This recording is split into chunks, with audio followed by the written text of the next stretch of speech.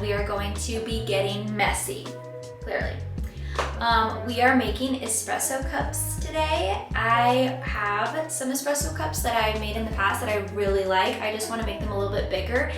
And I want to gift some of these, so I want to start making them now. I have a couple different pottery projects that I want to start on, but today we are going to focus on all things coffee. Making the same thing over and over and for them to look the same is a challenge for me, just always has been. It's not going to be perfect, but it's just going to be good enough. So that's what we're going to be doing today. So I hope you enjoy this little studio vlog, and hopefully you're making some art with me. So let's get started. Alright guys, we are going to just wedge the clay, throw it down on the wheel. Here I am coning up, coning down, and then I'm forming a hole in the middle with my thumbs to make the center of the espresso cups.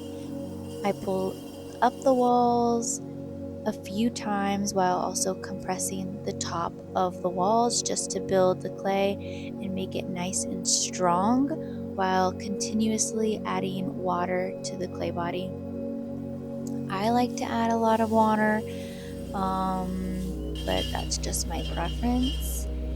And again, I'm pulling the walls, measuring, making sure that it is a consistent size, because I made 4 of these and I really tried my best to make them all similar.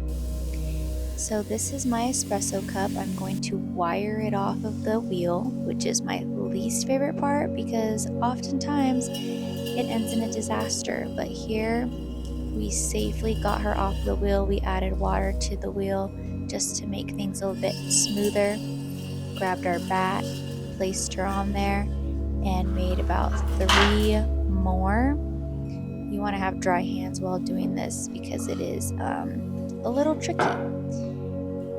After I placed her on the bat, I really just wanted to clean my wheel. I try to clean my wheel because I have my studio inside of my home versus like a shed or a garage, so I really do try to keep it clean. But that is a challenge for me.